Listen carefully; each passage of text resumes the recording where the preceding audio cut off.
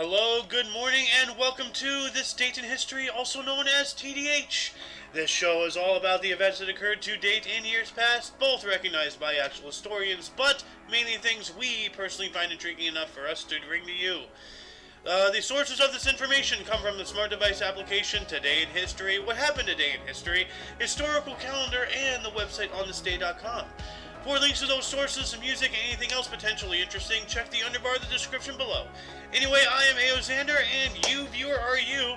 Today is September 20th, 2022. I don't know what I'm doing with 20th, 22, I don't know. Anyway, let's move on to Hey Peter. Well, when Joe Swanson suddenly come in the show? Anyway, starting in 368, Emperor Valentinius visited Nijmegen. Okay. We have a historic siege in 1187 in which Saladin began the siege of Jerusalem. Alright. And 1519, Spanish expedition led by Portuguese navigator Ferdinand Magellan set off in the first successful circumnavigation of the globe, although he was killed en route, so he did not survive the entire trip, but he started it, so that's pretty cool. And it was successful, by the way, so... Moving on up into 1620, the battle at Jassy, Turks defeated King Sigismund III of Poland. 23 years later, 1643, the First Battle of Newbury, during the English Civil War, King Charles I's forces were beaten by a parliamentary army. Parliamentary army led by the Earl of Essex and Philip Stapleton. Why can't I read today, man? So the parliamentary army. For a second, I thought it was paramilitary, but that's not paramilitary. That's parliamentary. So, 1664. I just saw this. Maryland passed the first anti-amalgamation law to stop intermarriage of English women and black men. Ooh, that's not good. I hope that didn't last long. So, anyway, moving on up into 1746, Bonnie Prince Charlie fled to France from Scotland. Yep. 1777, Battle of Paoli, British forces under Major General Charles Grey attacked Brigadier General Anthony Wayne's encampment. Claimed the British gave no quarter led to claims of the British giving no quarter led to engagement becoming known as the Paoli Massacre. Dang. So yeah, they just went in there. They wouldn't back off. So that's in the movie The Patriot, he described it the tenacity of the Brits. They will keep coming and coming and coming and coming, and they will win. So until he lost. 1883, Charles Darwin arrived in Buenos Aires after traveling through the Argentine interior with gauchos. Alright. So passing around through Argentina. That's pretty cool. Well, let's see. What is this? In 1839, the first railroad in the Netherlands opened, the line from Amsterdam to Haarlem. Alright, that's pretty cool. 1850, the slave trade was abolished in D.C. I assume that's Washington, D.C., but slavery was allowed to continue. Well, I mean, it got rid of the trade, but everybody else could be doing trade. So yeah. Or actually, no, slave trade abolished in D.C. So that's not by D.C. That's in D.C. So within the District of Columbia, within Washington D.C. itself, no more slave trading, but everybody else could still do it, or something like that. Anyway, 4 years later, in 1854, at Battle of the Alma, British, French, and Ottoman alliance defeated the Russian Empire in the first major battle of the Crimean War. 1860, the first British royalty to visit the U.S. was Prince of Wales. He was later King Edward the 7th. Alright, well that's cool. So that's almost 100 years after the war, so that's 90 years. So yeah, about time. 1863, during the U.S. Civil War, the Battle of Chickamauga near Chattanooga, Tennessee, ended with a Union withdrawal. Yep, we lost that one. So, yep. 1870, Mayor William Tweed was accused of robbing the New York treasury. What am I, Fred Rogers now? Oh, look at this treasure. Treasure. In 1879, Ulysses S. Grant and his family went to San Francisco to elaborate extended visit. Or for an elaborate extended visit. Okay, well that's cool. Ulysses S. Grant and his family. Nice. 2 years later, in 1881, Chester A. Arthur was sworn in as the 21st U.S. president. Nice. Now look at those chops, dude. Mutton chops. Looks like he's eating a little bit too much mutton, but yay. Anyway, moving on up into the 1900s. 1904, Orville and Wilbur Wright flew a circle in their Flyer 2. Oh, that's cool. Woo. Yeah. Even though they're not the first people to invent aviation, but whatever. 1913, U.S. Open Men's Golf, the Country Club. 20-year-old amateur Francis Arment won his only Open title in an 18-hole playoff, 5 strokes ahead of Britain's Harry Vardon and Ted Ray. Dang. That's good. I want that hat. He has a classic golfer's hat, you know. I don't know why that's the style for golfers, but, you know, whatever. It's a cool, interesting-looking hat. In the year 1919, legendary baseball slugger Babe Ruth tied Ned Williamson's MLB mark of 27 home runs with a 9th-inning blast in Boston Red Sox 4-3 win against Chicago White Sox. So I have black socks, so yeah. Anyway, 1919 as well, PGA Championship Men's Golf, Engineers Country Club. Defending champion Jim Barnes defeated Fred McLeod 6-5 in the final.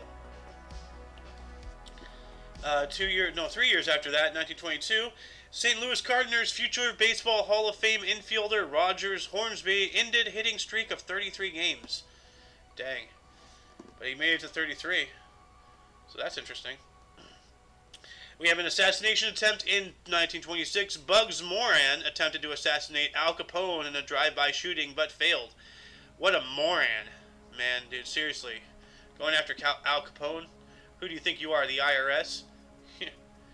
1931, MLB's Lou Gehrig's 4th RBIs break his old RBI mark of 175 en route to 184. Yep. Runnings, battings, ins.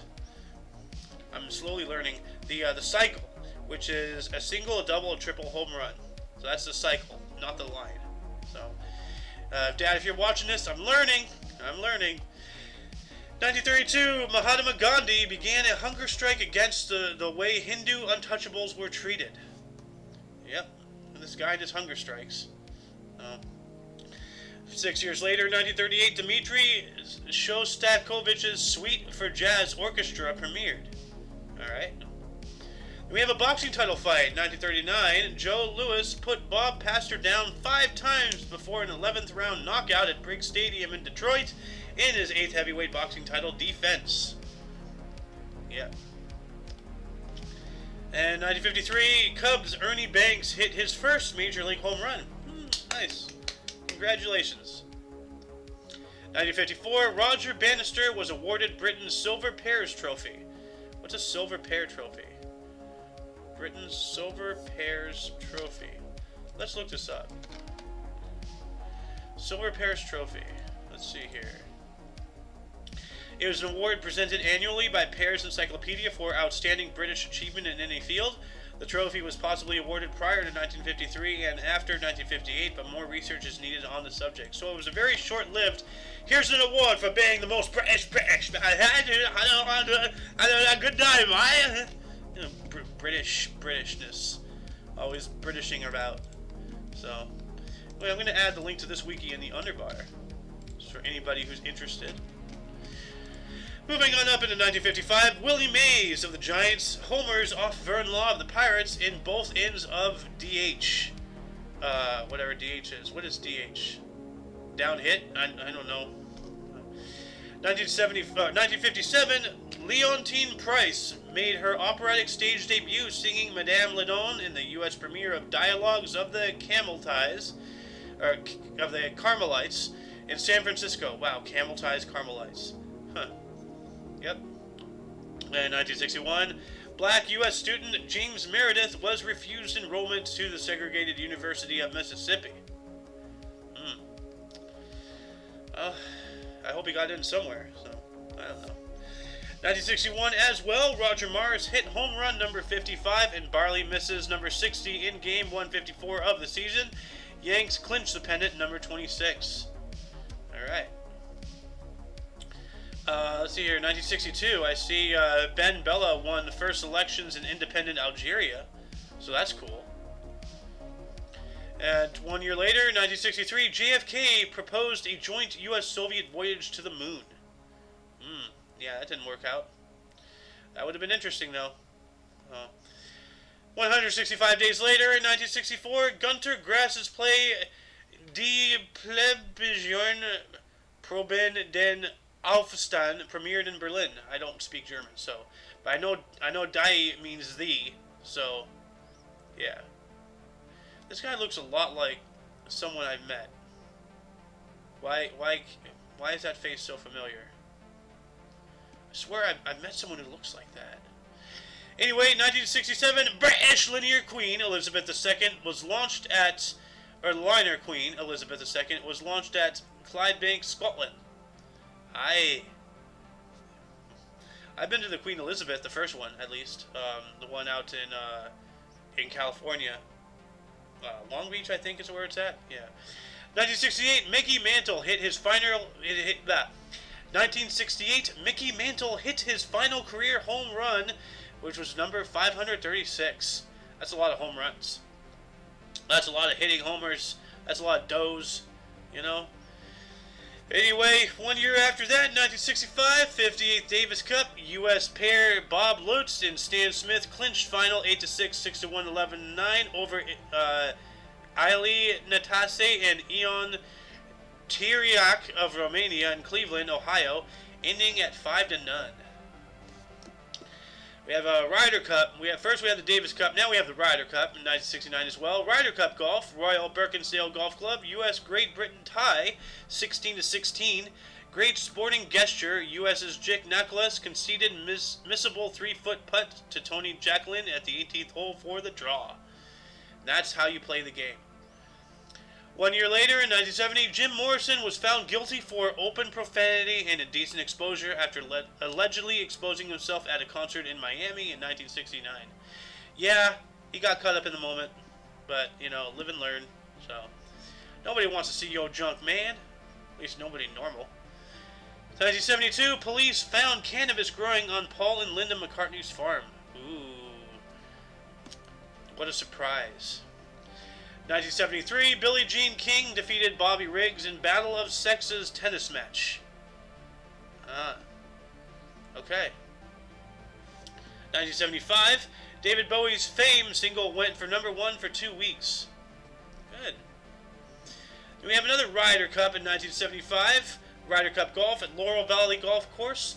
U.S. defeated Great Britain and Ireland 21-11. Arnold Palmer, non-playing American captain, or U.S. captain, Bernard Hunt, GB and I skipper. Okay, I don't know what all that is. 365 days later, 1976, Playboy released Jimmy Carter's interview, which include the quote, "I've looked on a lot of women with lust," end quote. Oh, Jimmy Carter. You horn dog peanut farmer man, come on, dude. Where's your, decorum? Come on. In 1979, we have a coup in Central African Republic as David Bako overthrew Emperor Bokassa I. Yep, and just way too elaborate. This is giving off serious Vatican vibes, you know, like they're up in there with all this gold stuff, and then they tell people to live within their means. Are you kidding me? This guy has a fucking gold bird behind him, and he looks so regal. You know, it's ridiculous. 1980, Blizzard of Oz, the debut solo album by English rock musician Ozzy Osbourne, was released in the United Kingdom. Or, as I should read in his voice, I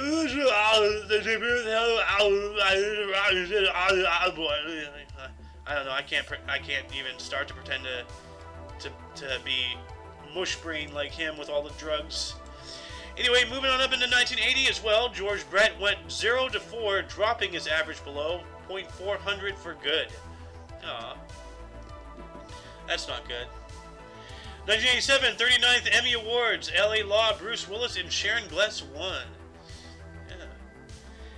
1987 as well. Chicago running back Walter Payton scored his NFL record's 107th rushing touchdown in the Bears' 20-3 victory over Tampa Bay. That is a clobbering. 20-3. Wow. Just quit already. 1987 double as well. French driver Alain Prost won Portuguese Grand Prix at Estoril, his record 28th Formula One victory. Nice. 1 year later, 1988, U.S. driver Greg Louganis won the 3-meter springboard gold medal at the Seoul Olympics after famously hitting his head on the board the previous day. Yep, we were talking about this the other day. I just nicked it, so. 1989, musical Miss Saigon premiered in London, created by Claude Michael Schoenberg and Elaine Bobile, or Boblil. 1998, Federation Cup Women's Tennis at Geneva, Switzerland. Conchita Martinez and Arantixa Sanchez Vicario defeated Martina Hingis and Patty Schneider of Switzerland 6-0, 6-2 in doubles decider to clinch Spain's 5th title 3-2. Good. The TV crime in the 1999, the TV crime procedural Law and Order Special Victims Unit, created by Dick Wolf, starring Mariska Hargitay and Christopher Meloni, premiered on NBC. All right. Moving on up into 2001, in an address to a joint session of Congress and the U.S. people, U.S. President George W. Bush declared a war on terror. Yeah, and just like every other war on something random that this country has done, how goes the war on drugs? Yep, that's what I thought. 2005, model Kate Moss was dropped by clothing chain H&M after allegations of drug taking. Ooh. Well, H&M, cancel me. I don't care. 2008, Farm Aid 21 held in Mansfield, Massachusetts. Performers included Willie Nelson, John Mellencamp, Neil Young, Dave Matthews, Jerry Lee Lewis, Kenny Chesney, The Pretenders, Mo, Arlo Guthrie, Steve Earle, Grace Potter and the Nocturnals, Jacob Dylan, and the Gold Mountain Rebels. That's a lineup. We have an Emmy Awards 2009, the 61st to be exact. Mad Men, 30 Rock, Bryan Cranston, and Glenn Close won. 2 years later, 2011, Call Me Maybe, single by Canadian singer Carly Rae Jepsen, was released. Hey, I just met you, and this is crazy, but here's my number, so call me maybe. Why do I know this? 2011, A New Girl, starring Zoe Deschanel, debuted on Fox. We have an election of interest in 2015. Alexis Tsipras and Syriza party declared the winners in Greek snap election. All right, go Greece. 2015 as well, Pope Francis met Fidel Castro in Havana on the first day of his tour of Cuba. 2016, This Is Us, a TV drama premiering in the U.S. starring Mandy Moore and Milo Ventimiglia, premiered. Okay, never heard of it. 2018, EU leaders including Donald Tusk. Wow, really? Donald Tusk. Donald Trump, Elon Musk, Donald Tusk. You combine those two, you get Donald Tusk. And Emmanuel Macaroni criticized Theresa May's Brexit plan at a summit in Salzburg, Austria. Well, Macron, shut your yap. You're the one who set fire to the Notre Dame, so yeah. 2019, Australian Prime Minister Scott Morrison welcomed for a week-long visit at the White House by U.S. President Donald Trump. That's cool. 2019 as well, students from 185 countries staged the world's largest ever protest on climate change, culminating in Manhattan rally led by Greta Thunberg. So, yeah. How dare you! I'm gonna do a stunt and sail a boat across the Atlantic while all my camera crew and constituents fly, thus making me a hypocrite, but you have to buy an electric car. Fucking Greta Thunberg, you puppet. 2021 first edition of Mary Shelley's 1818 novel Frankenstein sold for $1.17 million, setting a new world record for a printed work by a woman. Good. That was just last year.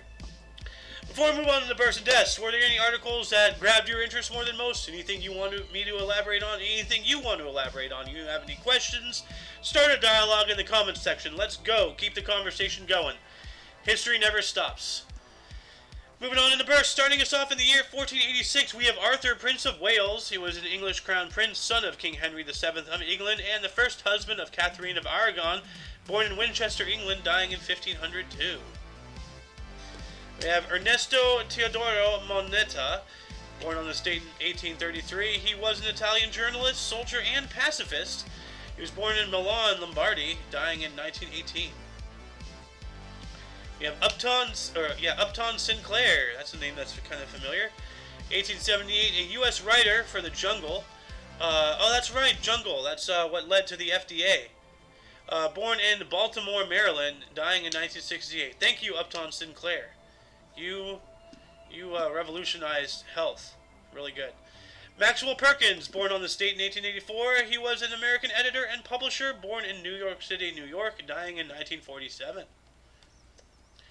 Then we have Red Auerbach, 1917, a U.S. Basketball Hall of Fame coach, general manager for the Boston Celtics, Boston, 9-time NBA champion, born in Brooklyn, New York. Hey, I'm New Yorking here, dying in 2006. We have Sophia Loren, 1934, actual name Sofia Villani Schiccolone, an Italian actress, La Chio Chiara in Desire Under Elms and Black Orchid, born in Rome, Italy.